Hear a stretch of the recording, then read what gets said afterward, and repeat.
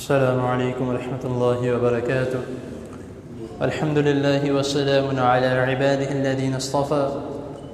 اللہم صلی وسلم علی نبینا محمد صلی اللہ علیہ وسلم، اما بعد۔ حضرات محترم، حج کے احکام و مسائل میں سے آج کا جو ہمارا سبق ہے، جس طرح گزشتہ نشست میں نے آپ کے سامنے یہ بیان کیا تھا کہ حجر اسود کے متعلق جو اس کی تاریخ ہے وہ مختصر انداز میں آپ کو بتائی جائے گی، کیونکہ ہم میں سے بہت سے ایسے لوگ ہیں جو حج عمرے کے لیے مکہ مکرمہ جاتے ہیں۔ اللہ تعالیٰ سب کو لے کر جائے، وہاں پر جا کر ہر ایک کی کوشش ہوتی ہے کہ حجر اسود کو چوما جائے، تو لیکن بہت کم لوگ ایسے ہیں جن کو اس کی تاریخ کے متعلق پتہ ہے۔ جو بھی جانتا ہے صرف اور صرف تب سے جانتا ہے کہ جب رسول اللہ صلی اللہ علیہ وسلم نے مکہ کے سرداروں کے ساتھ ایک چادر میں اس کو رکھ کے اور پھر خانہ کعبہ کی دیوار میں اس کو لگایا تھا، تب سے بہت سے لوگ ہیں وہ صرف اور صرف جب بیان بھی کیا جائے یا بتایا بھی جائے وہ اس در سے بتانا شروع کرتے ہیں، جبکہ حجر اسود کا پتھر جو ہے یہ جب حضرت ابراہیم علیہ السلام، حضرت اسماعیل علیہ السلام انہوں نے جب خانہ کعبہ تعمیر کیا، اس وقت حضرت جبرائیل علیہ السلام اس پتھر کو اللہ تعالیٰ کی طرف سے جنت سے لے کر ان کے سامنے پیش ہوئے، اور یہ فرمایا کہ یہ اللہ تعالیٰ کی طرف سے لایا گیا ہے، اس پتھر کو مشرقی جانب اس کو اس جگہ پر لگایا جائے۔ تو تب تو لگا دیا، اور اس سے پہلے جو تھا، یعنی کہ جب یہ پتھر لایا گیا تو اس سے پہلے جو مشرکین مکہ تھے وہ یہ کیا کرتے تھے کہ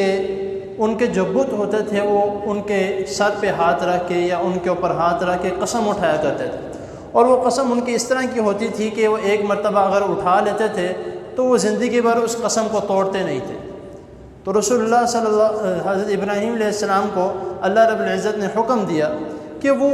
اس اپنے بت کے اوپر ہاتھ رکھ کے قسم اٹھاتے ہیں اپنے کاموں کی،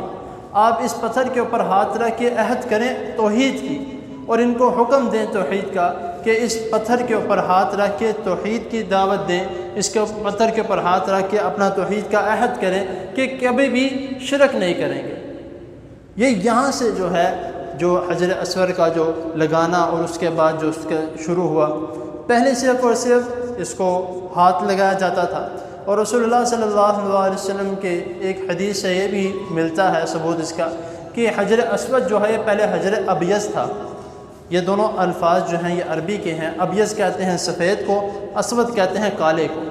حجر اسود جو ہے جو ایک حدیث سے ملتا ہے ثبوت اس کا کہ رسول اللہ صلی اللہ علیہ وسلم فرمایا کہ پہلے ابیض یعنی سفید تھا، مشرکین مکہ کے ہاتھ لگ کے اس کو انہوں نے کالا کر دیا، اس کے گناہوں کی وجہ سے، ان کی ناپاکی کی وجہ سے، ان کی پالیتی کی وجہ سے، کہ یہ جو پتھر جو ہے ان کے ہاتھ لگ کے ناپاک ہو چکا ہے، کالا ہو چکا ہے۔ تو اب جو ہم اس کو چومتے ہیں،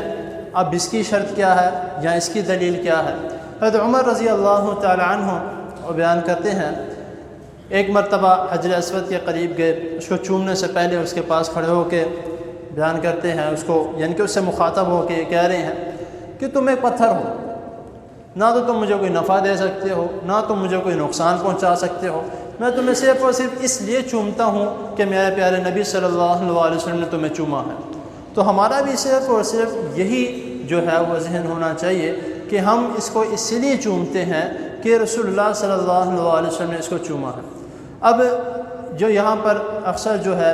کہ ہم یہ شوق رکھتے ہیں کہ اس کو چوما جائے، تو آج کے دور میں جس طرح وہاں پہ رش ہوتا ہے، وہاں پہ برا حال سارے ایک دوسرے کے بیچ میں ہے، تو بیچ میں جا کر دھکے دے کر اس کو چومنا یہ طریقہ کار غلط ہے، اس کے چومنے کا کوئی فائدہ نہیں۔ اگر آپ اس طریقے سے جا کے چومتے ہیں تو اس کے چومنے کا کوئی فائدہ نہیں، کیونکہ آپ ایک تو نقصان پہنچا رہے ہیں، ایک تو لڑائی وہاں پہ کیا جا رہا ہے، اور بیچ میں ہی عورتیں، بیچ میں ہی مرد خلط ملط کیا جا رہا ہے۔ تو جب اس طرح کے اعمال کر کے اس عمل کو کیا جا رہا ہے تو اس کا کوئی فائدہ نہیں۔ تو رسول اللہ صلی اللہ علیہ وسلم کی ایک اور حدیث میں بھی کہ نبی کریم صلی اللہ علیہ وسلم نے فرمایا کہ حجر اسود کو چوم لو یا دور سے اس کو استلام یعنی کہ اشارہ کر دو تو ایک برابر ہے، لیکن اشارہ کر کے چومنے کا ذکر نہیں ہے۔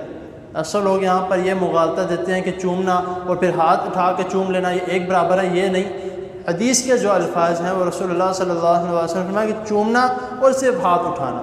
ہاں اگر آپ اس کے پاس سے گزرے ہیں، آپ کی چھڑی ہاتھ میں ہے، آپ کی چھڑی لگ جاتی ہے، آپ اس کو چوم لیں، کیونکہ نبی کریم صلی اللہ علیہ وسلم سے اس کا بھی ثبوت ملتا ہے کہ جب رسول اللہ صلی اللہ علیہ وسلم اپنی اونٹنی پر حجر اسود کا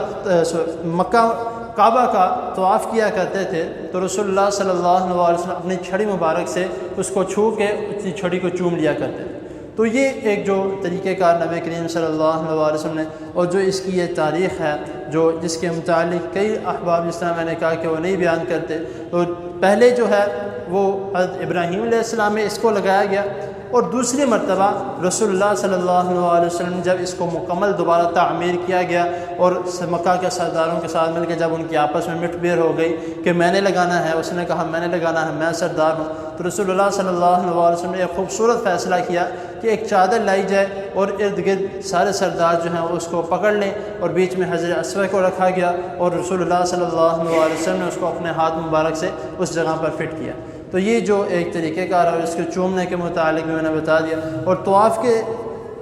دوران بھی کچھ لوگ جو ہیں وہ جب اس طرف آگے استلام کرتے ہیں یعنی بسم اللہ اللہ اکبر کہتے ہیں تو اپنے ہاتھوں کو چومتے ہیں، یہ طریقہ کار بھی غلط ہے، اس کا کسی بھی حدیث سے کوئی ثبوت نہیں ملتا۔ اللہ تعالیٰ کے حضور دعا ہے اللہ تعالیٰ ہمیں جو سنا ہے اس کو سمجھنے کی اور اس پر عمل کرنے کی توفیق عطا فرمائے۔ جزاکم اللہ۔